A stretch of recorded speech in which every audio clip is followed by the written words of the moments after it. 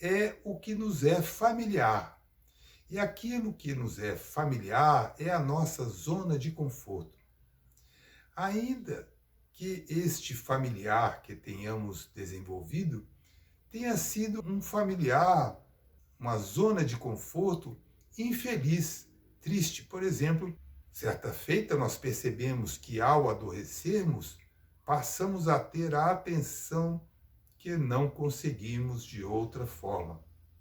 Em uma outra circunstância, imagine que nós nos entristecemos profundamente e a nossa tristeza atraiu a preocupação ou os cuidados de nossos pais. Então, nós vamos aprendendo a reagir de acordo com aquilo que nos faz nos sentirmos acolhidos, aquilo que nos ajuda na nossa sobrevivência, porque são instintos primários que nós temos no nosso sistema límbico, nosso cérebro límbico, que atua de uma forma automática, de uma forma que não passa pela nossa consciência.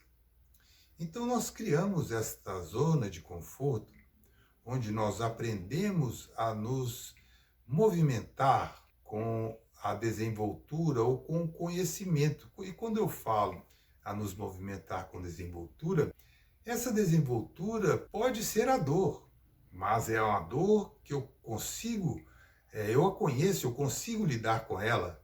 Através dela eu manipulo, eu obtenho o que eu desejo, só que ao longo do processo de desenvolvimento eu esqueço.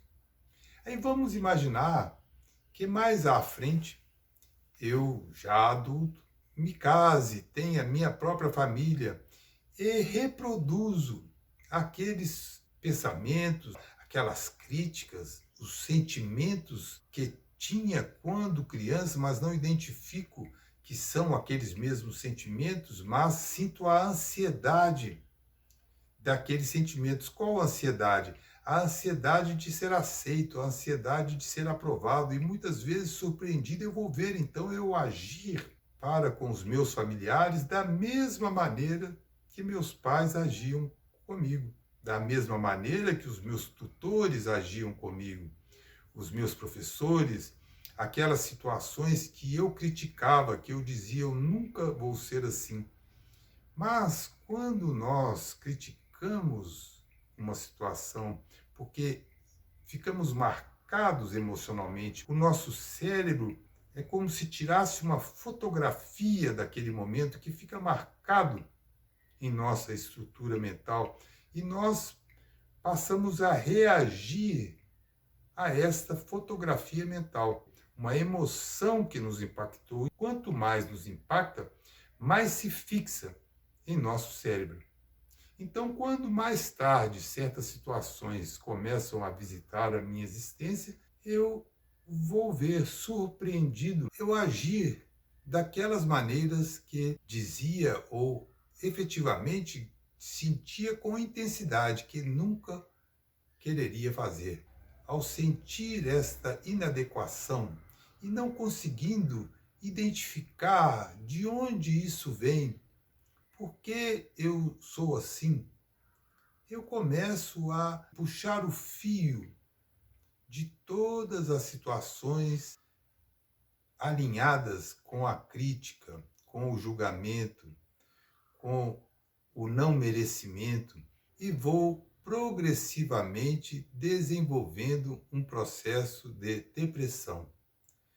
Associada a essa depressão, eu vou também desenvolvendo um processo de ansiedade, porque eu começo a ter uma expectativa, neste caso, uma expectativa negativa daquilo que pode ocorrer e me fazer sofrer, me fazer com que eu me sinta mal. Ao mesmo tempo, este é o meu mundo familiar.